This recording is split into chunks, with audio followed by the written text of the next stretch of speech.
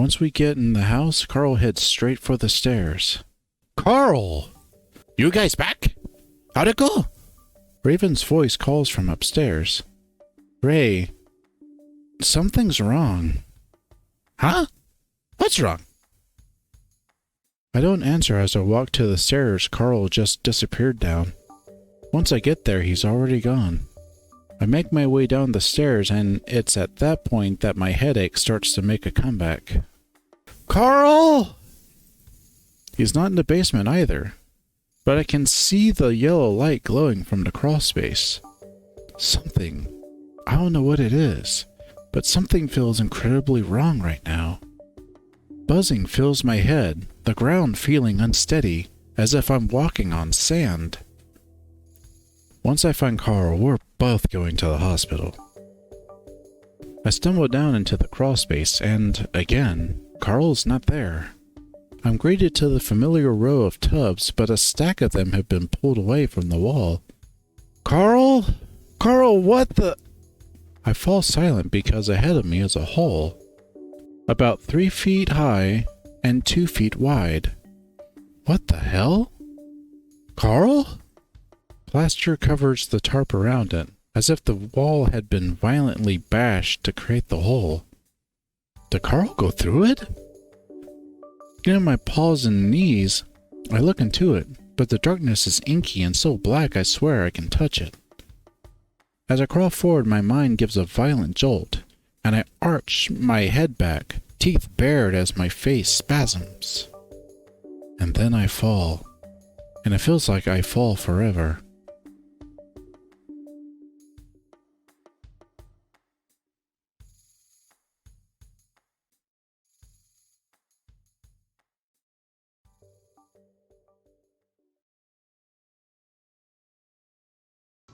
Wind blows pleasantly through my fur, seeping underneath and cooling my sweating skin. The smell of the desert, sagebrush and dirt overwhelm my senses. Everything is black around me, but there are a million stars above me. I hear the smattering of small feet running circles around my body, snuffling of noses up against my sides and neck. Mix into the sounds of the wild are words, languages I don't understand, chanting and singing, the sounds of dancing. Then another language. I hear a word or two that I learned from Leo years ago. And then my own language. And above it all is a maniacal cackling, one that builds and fades before choking off into a sob. The first feeling I have is one of confusion. I feel stiff and cold, and I'm laying back on something hard. I expect to see stars above me when I open my eyes, but instead all I see is blackness. Panic starts to well up inside me. My breathing quickens, and though it's hard and painful, I manage to push myself up into a sitting position. That's when I see a gentle glow coming from an opening about 30 feet away from me. Where am I? The last thing I remember was the lake. Wait. No. Carl's house is the last thing I remember. We went back to his house after the lake. Did I fall asleep in his house somewhere? I feel around on the floor with my hands and can feel wood underneath me. It creaks as I shift around. Carl? My voice comes out hard and crackly. I have to lick my lips several times to keep them from sticking together. I call out again, but more softly this time because now I'm starting to wonder if someone else brought me here. When I don't hear anything, I start to crawl forward towards the light. My head throbs a little, and there's a coppery taste in my mouth. Rubbing my tongue around, I taste the sour of bites against my cheeks. I start to run through a list of things that could have happened. I was in Carl's basement. Then I just sort of seized up. Did someone hit me over the head? I stop crawling and start moving my hands around my body and over my head. No sign of any injuries. Aside from the cheek bites, It's really just the inside of my head that hurts. While I do this, lucidity starts to return in waves as if a dam has broken, and all of my senses are falling back into place. At the same time, the panic starts to return as I realize how much this doesn't make sense. Someone had to have brought me here, wherever here is. I start crawling again, trying to keep my panic under control. I'm almost to the glow, but it's weird because it's coming from the ground. As I get closer, I hear a soft brushing behind my head. I tense and look over my shoulder. I'm greeted by the sight of inky blackness, so dark that it almost feels alive, and I get the impression of a giant mouth opening up in front of my face. The imagery gives me a jolt and I lunge forward, deciding to get up on my feet so I can move fast. And then I'm falling, but not for long. My senses are full of light now, and I throw my hands forward to catch myself. But I keep falling, and the split second before I hit, I realize there's a ladder. I instinctively grab at it, but my head hits the rungs first and I flip forward before landing on my feet. It happens on weak ankles, though, and my right foot gives out and my ankle rolls. I hear a series of pops before the rest of my body hits the floor. I lay there for a moment, the sudden noise and violence of the fall stunning me. In my stupor, I feel a cold spiderweb of electricity pulsing from my ankle, and that's what spurs me to move. I pull myself into a sitting position to clutch at it. Fuck! The pain isn't really bad, but something is definitely wrong, and I'm not sure if I can just walk it off. That's when I notice my surroundings. A long hallway stretches out to either side of me, lit by decorative chandeliers. Looking up, I see that I've fallen down a drop-down ladder from a small square in the ceiling. What the hell? I look back down at my ankle. I wiggle it around and immediately feel another pulse of electricity that feels much more painful this time round. I grit my teeth as I spread my hands out against the wall behind me, pushing myself up slowly, making sure not to put any weight on my injured ankle. As I'm doing this, I hear a soft clopping sound coming from my right. At the end of the hall, it looks like it takes a sharp right, and it sounds like the noises are coming from that turn. My throat tightens and I press myself harder up against the wall. I see a shadow slide up the carpet at the end of the hallway, and I hold my breath. The shadow stops too, and I get the feeling that whatever it is might be holding its own breath. Finally, the tension gets to me and I clear my throat nervously. Carl? Chase? Carl! I let out a gasp of relief and almost sagged down the wall. More clopping of footsteps and Carl appears around the corner. His eyes are wide and his nostrils flare. He stumbles up to me, his hands clasped together nervously. Holy shit, dude. It's so fucking good to see you. I press harder against the wall, taking more weight off my foot. What the hell is going on? I don't know. I just woke up. You okay? He looks at me, then down at my foot. Are you hurt? I gesture up at the ladder. I fell down that thing. Carl looks up at the ladder and the dark hole it leads up to. What were you doing up there? I don't know. I just woke up in the dark and tried to crawl out. Shit. Carl bends down to look at my ankle, which is clearly starting to swell. Can you walk? I think so. Kind of. He stands back up and looks around. Chase, I don't know what's going on. I just woke up in a bedroom up that hall like 20 minutes ago. Is this not part of your house? Carl lets out a breathy, incredulous laugh. No, definitely not. I was trying to find a window, but I can't. Maybe we're in a basement or something? The last thing I remember is your crawl space. Why would they have an attic in a crawl space? I look back up at the dark hole in the ceiling. Maybe it's not an attic. Chase, I'm freaking out. And it shows, too. His breathing is picking up, his wide nostrils flaring again. I reach out and put a hand on his shoulder, giving some reassuring squeezes. No, it's okay. Maybe we got really high, or drunk, or something. What's the last thing you remember? Carl starts clicking his fingers together again, looking away up the hall. The lake? Yeah? I remember we went back to your house, then down to the basement, and then...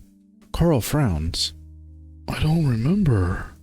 I watch him carefully. But then I remember looking behind the plastic bins, and there was this... Help! We both jump as a scream comes from right down the hall. Carl and I both look at each other wide-eyed. What the hell? Hello? Is someone out there? That sounds like Raven.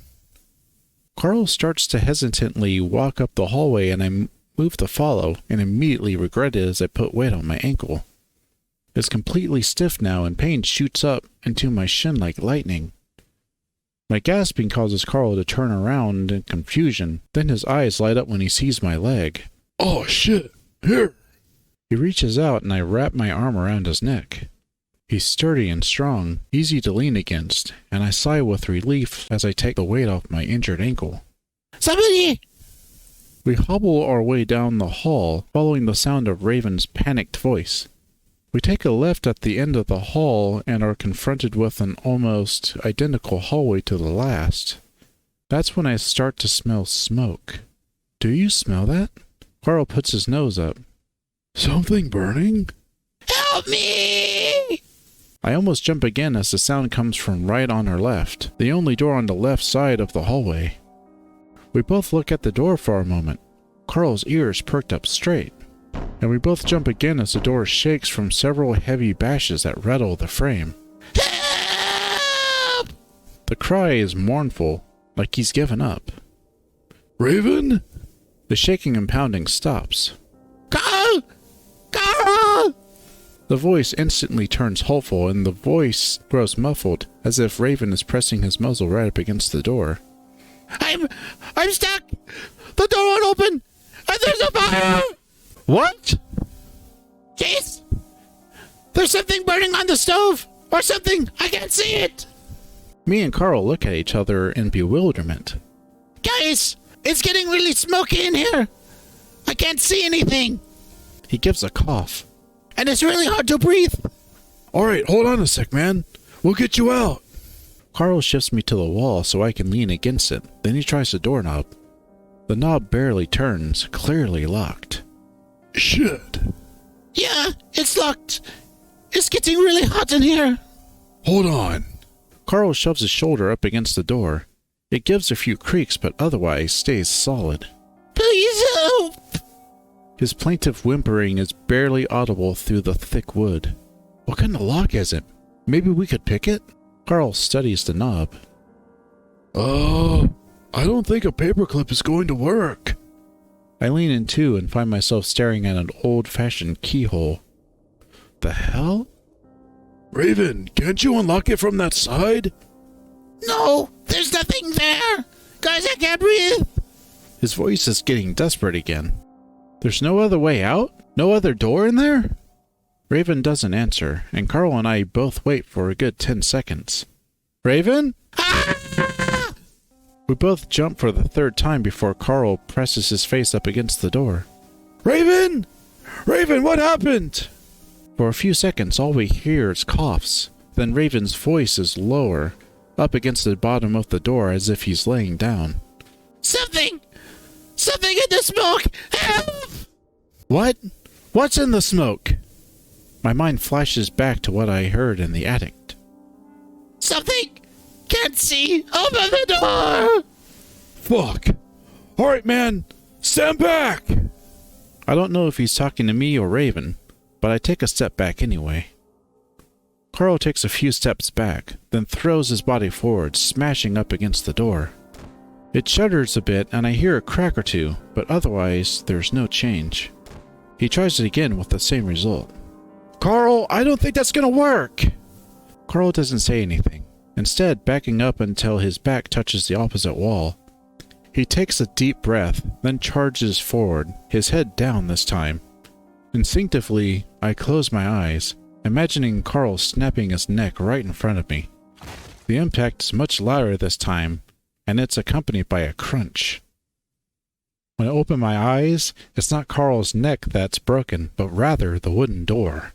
Carl's head has completely busted through the door so that his head is poking into the other side. I stare, expecting to see the tendrils of black smoke snaking out of the broken door. But there's nothing. Carl sets his hands on either side of the door, apparently taking a look around. Raven, you okay?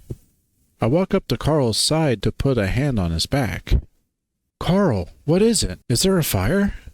Carl braces himself up against the door before pushing back, yanking his head out of the opening. He comes up with a bunch of wooden splinters clinging to his head fur and beard and sweatshirt. "Nothing." I duck down and look through the opening as well, taking care to keep weight off my injured foot. I'm greeted to the sight of a brightly lit dining room and kitchen, but it's clear, no smoke in sight. It was completely black in here a second ago." I look down at the trembling voice of Raven below me and see the husky curled up, his head poking up from his fetal position. "Hey, Chase." Hi. "I don't know what happened. There was smoke everywhere. It's like when you opened the door, it all got sucked up." I sniff, and now I can't even get a whiff of smoke aside from the residual taste I still have of it in the back of my throat. I hear a click next to my head and look over to see the doorknob twist. I pull my head out of the hole and Carl pulls the door open. "Are you kidding me? It was locked, right?" It was definitely locked. Raven gets up, brushing shaky hands down his shirt. "You okay, man?" Yeah. Just thought I was going to die for a second." I watch as Raven struggles to keep his ears perked. What happened? Raven takes a deep breath. "I don't know. I just woke up in here, and smoke just started coming out from the stove, or oven, or something." "You said you saw something?" "Yeah, something in the smoke. It looked like arms or something." Carl and I look at each other. "But it might have just been the smoke?" I look around the room, scanning it for any sign of the black smoke that Raven was so adamant about having seen. I don't think he was just seeing things because I'm pretty sure I hadn't imagined the smell. "I promise I'm not lying. It's just what I saw." I think the bigger issue here is that we're here at all. I mean, where the hell is here? I spread my hands out, giving an incredulous laugh. I thought maybe it was just another part of your house." Raven looks at Carl. "I mean, I went downstairs after you guys, and found this hole. Then everything went dark." Carl looks down. Same here. I followed Carl. We both look at Carl, but he doesn't say anything. Instead, just moving past Raven into the large kitchen next to the dining room. I hobble after him, then reach out to lean against the counter. I try to gather my thoughts. Everything still feels dreamlike, surreal, and my thoughts are sluggish. "Carl, do you have any idea what happened? I mean, that hole. Did you go there too?" Carl sets his hands on his hips, eyes wandering around the room. "Honestly, I can't remember anything that happened after the lake, man." Raven casts a sidelong look at me before moving next to Carl. "Well, maybe it will just take you a second before you can remember. I was really confused when I woke up here. I was curled up over there on that counter." Raven points to a marble-top counter, under a row of over a dozen pans hanging from a fixture attached to the ceiling. We stand there in silence as, I imagine, we individually absorb the situation we're in. Carl, are you sure this isn't some extension of your house? Maybe something that leads out of the crawlspace? The ram laughs, but it definitely isn't genuine. Dude, I think I'd know if this was some part of my house. Unless my parents have been building this secret kitchen underground for who knows how long. I glance at the lighting, which is definitely electric, then over at what looks like an electric stove. While everything sort of looked old-fashioned, there was a mixture of modernity to it all as well. Where else could it be? Raven and I remember going to the crawlspace, then losing consciousness after we found that hole, which is where you went, Carl. Carl finally does turn to me at this point, his brow furrowed. Do you think I had something to do with this? Even though I was implying that he might know more, Carl's sudden jump to being defensive catches me by surprise. No! I just wonder if you might have any more ideas since it's your house, you know? Carl laughs again. I'm struck by the fullness of it. Usually when Carl laughed, it was crackly and half-hearted. Now it's loud and a little abrasive. Think I just waited in the shadows and drugged you all up with acid or some shit? I don't respond, just watching Carl as he stares back at me, breathing hard. Raven coughs loudly. Hey, guys, let's calm down. You know, I'm kinda hungry. Why don't we make some food? That seems to break Carl out of his stare-down with me as he looks over at Raven and huffs out one of his more characteristic chuckles. Really, Raven? Yeah, that always makes me feel better. Raven starts opening cupboards, but each one is empty. Carl turns back to me, frowning. Sorry, Jace. I'm just fucking freaked out, too. Thing is, I don't think we're in my house anymore. He chuckles again. I mean, are we even an echo? What time is it, anyway? I reach in my pocket to check my phone, and that's when I remember I have a fucking phone. I almost jump with the realization and shove my hand into my pocket to pull it out. Why didn't I think of that before? What? Phone! I pull it out excitedly and hit the button to turn the screen on, and I'm met with a black screen. My phone's dead. Are you kidding me? I hold the power button down, but nothing happens. I look up to see Raven and Carl getting similar results, Raven shaking his as if that's going to help. Carl shakes his head. We were out that long? This is crazy. I press a hand to my face for a moment, the idea that this could still be some sort of dream coming to mind. I remember after taking an overnight job back when I was a freshman, and how that had fucked up my sleeping schedule. That in turn gave me all kinds of fucked up realistic dreams. Sleep paralysis plagued me to the ends of my wits, and I remember one time I thought I'd never be able to get up. I was stuck in bed, but each time I sat up and thought it was over, I'd end up sort of waking up again, still laying down, stuck in my paralysis. Dreams within dreams within dreams. No food either. My scattered thoughts collect together long enough for me to decide on the next course of action we should take. Alright, this is stupid. We should go out and look around. We'll find the way out eventually. Yeah, we need to do that. I looked around a little, but didn't find anything. I grip the counter a little more tightly as I feel a slight wave of dizziness come over me, making everything feel even less real. But the pain that's shooting up from my ankle is very real, and just a glance down at the ever-growing swelling confirms it. The suspicion that we'd somehow been drugged grows, but I don't want to upset Carl again, so I don't mention it. Okay, yeah. Let's just stick together and go. We'll find the way out. I'm hungry. We can eat when we get out. There's no food here anyway.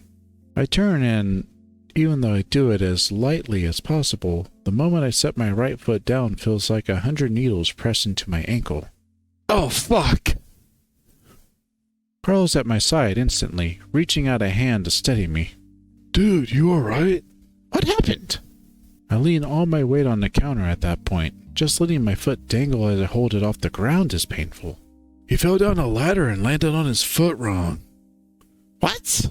But it's only now that it's really starting to hurt. I say it through gritted teeth.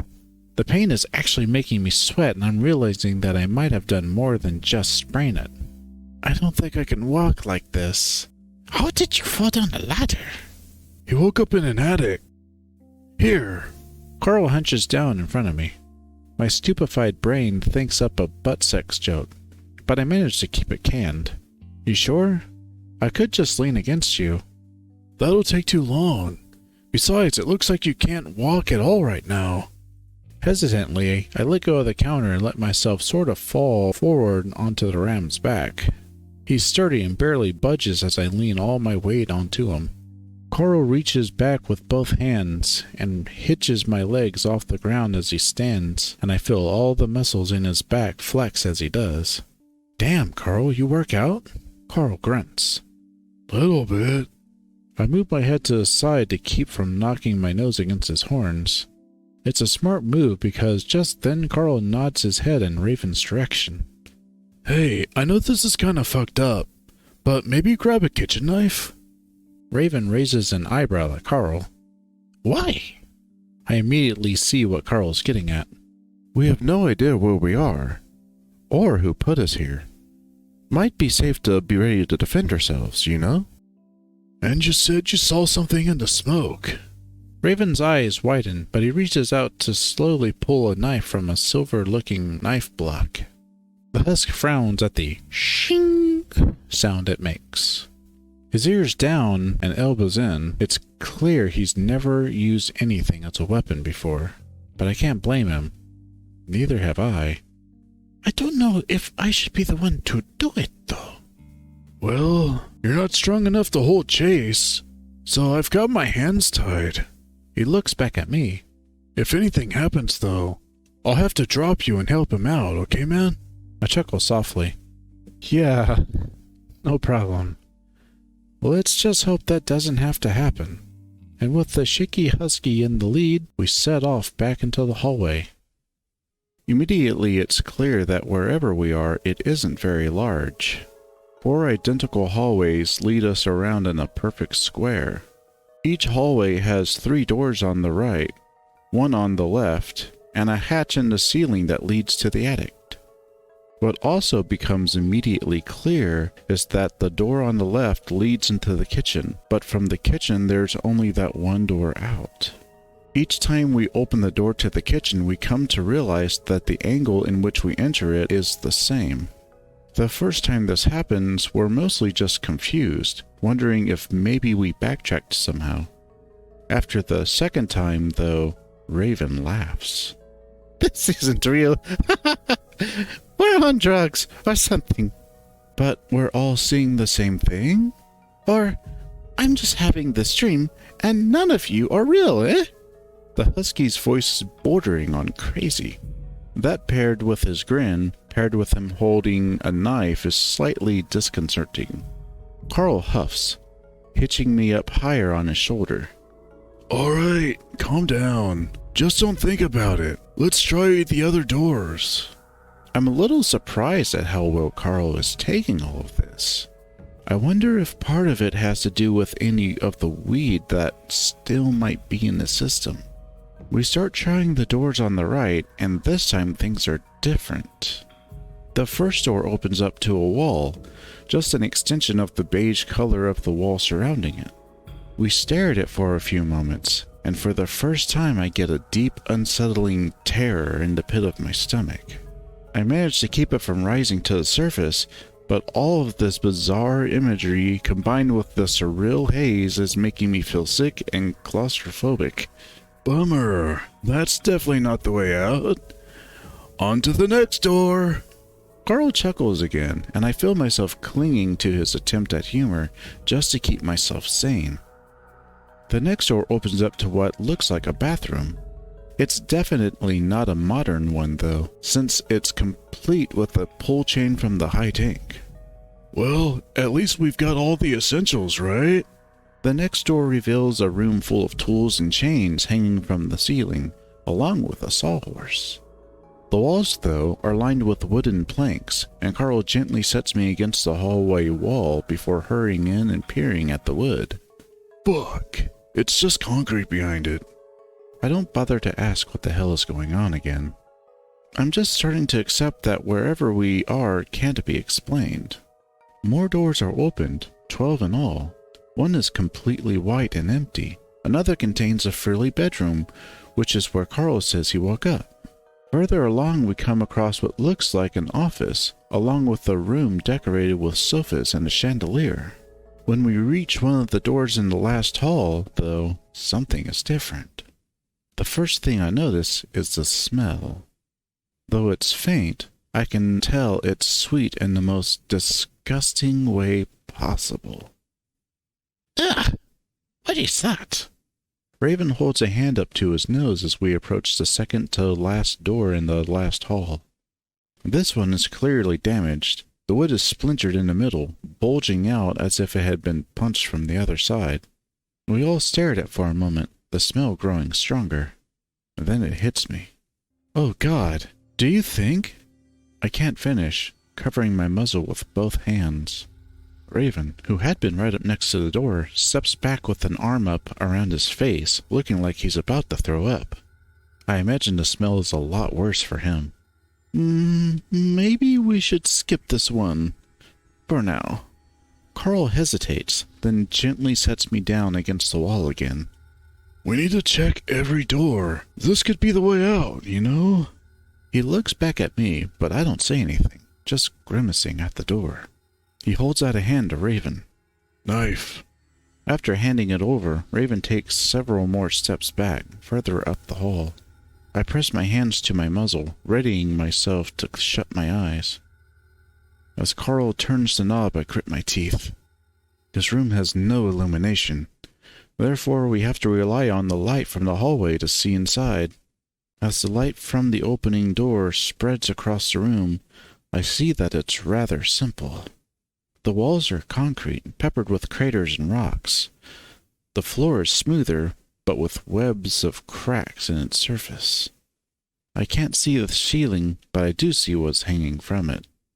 Once the door opens completely, there's enough light to fully take in exactly what it is. A noose. Frayed and old-looking, but unmistakably a noose. Carl stares at it, then sticks his head in further to look back and forth before stepping back to close the door. What is it? Raven calls from up the hall, his hands clasped nervously together. I noticed then that the rotting smell is completely gone now, instead of getting stronger when Carl opened the door. Nothing. Empty room. I see Carl visibly trying to keep his breathing under control as he holds the knife out to Raven before bending down in front of me again. Really? Oh, thank God! Carl trembles as he stands up with me in tow. As the husky moves on to the final door, I lean in next to Carl's cheek. You okay? Did you see anything? He turns his head towards mine, touching his cheek to mine. Aside from the rope? Nope. It's hard to say whether or not I believe him, or if he's just trying to protect me from whatever else he saw in there. Either way, I don't press for it. The last door is locked. It's big and made of small logs. Its deep brown color contrasts with all of the others. Raven jiggles the handle a few times, and Carl tries to look into the cracks between the logs, but it's completely black. So that's it. That's all the doors. I'm starting to feel a certain level of panic again, now that we know that we're stuck. Carl, I think, picks up on that and comes over to where I'm leaning against the wall to set a hand on my shoulder. It's all right, man. We haven't checked the attic either. I mean, there aren't any windows, so like you said, we're probably in a basement or something, right? The reassuring hand feels good, but it's not exactly enough to keep me from feeling a certain level of despair. Honestly, I think I'm still dreaming right now. Carl doesn't say anything to that. Raven sidles up next to us. Well, dream or not, I'm still pretty hungry. We both glance at Raven, and I can't help but give a little laugh at the grin on his face. I guess, at least for now, it's best to just not think about it. We head back to the kitchen, which doesn't take very long because every door on the left leads to it. We all split up to search the many cupboards and drawers of the kitchen for food. We come up mostly empty. only finding silverware and cooking utensils here and there. Because of my injury, I cover a lot less ground, only able to hobble around along the counter, using it as a crutch as I move down a line of cupboards.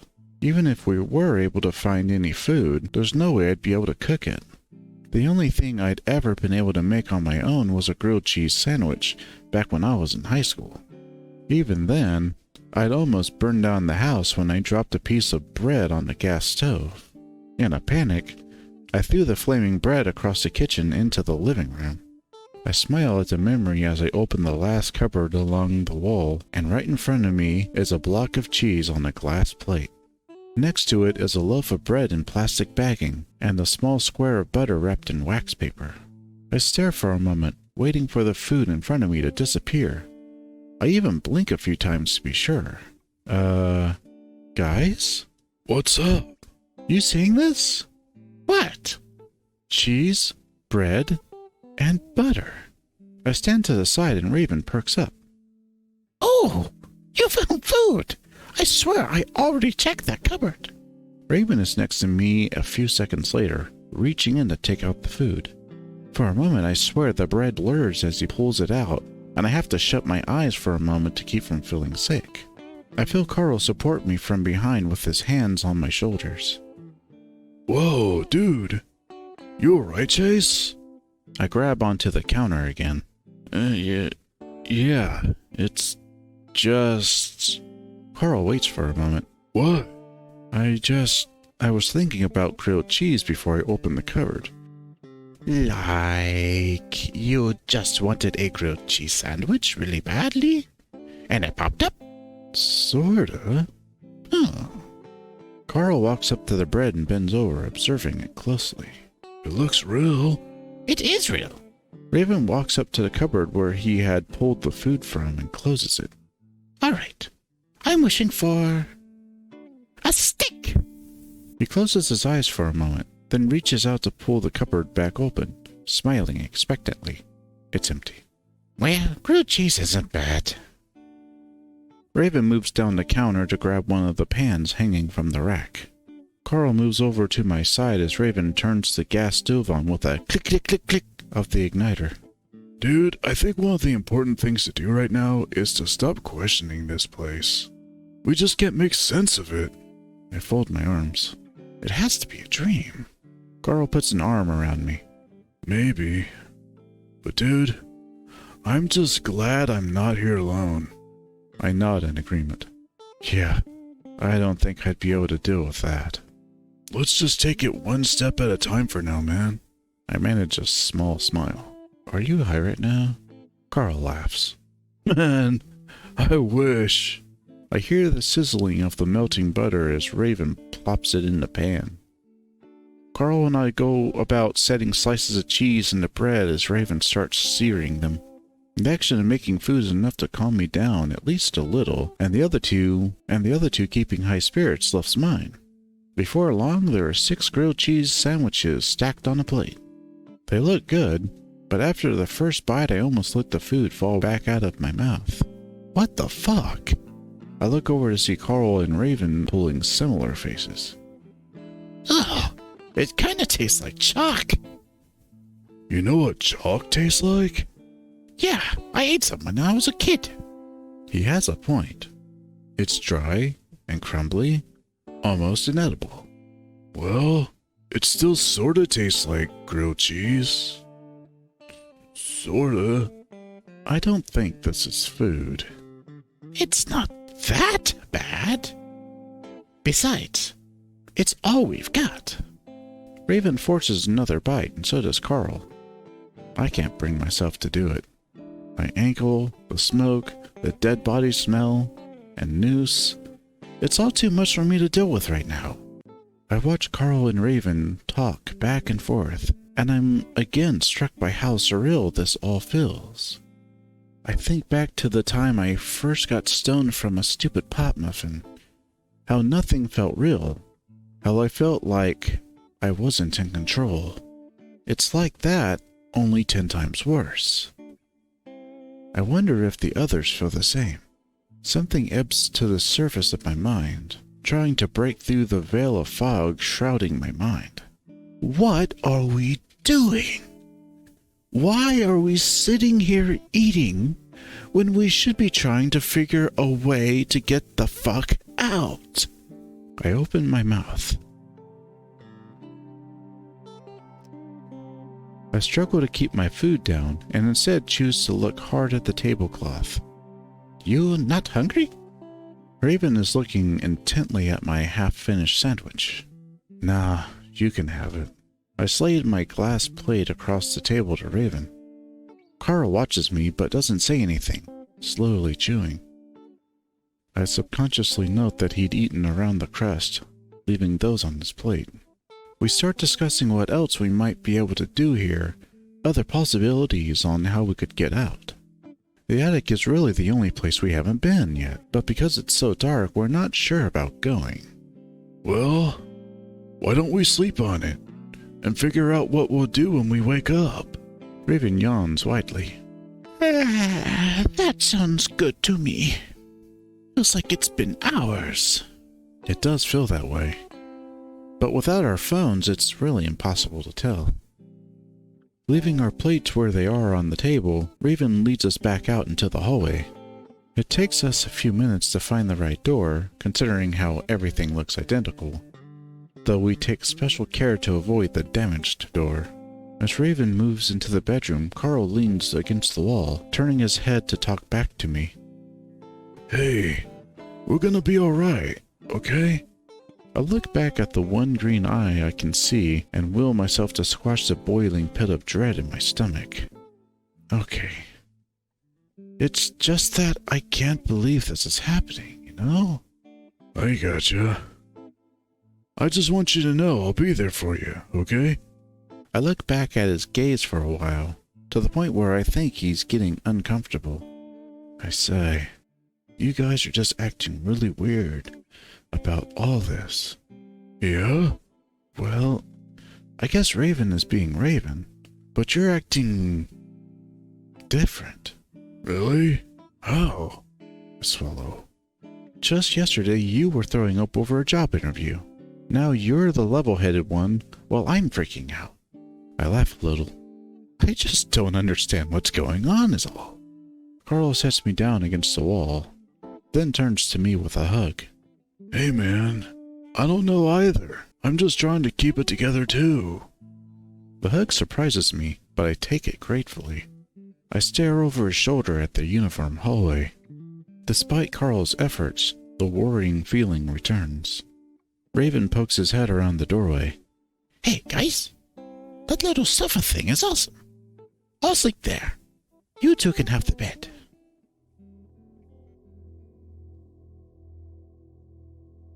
Sunday.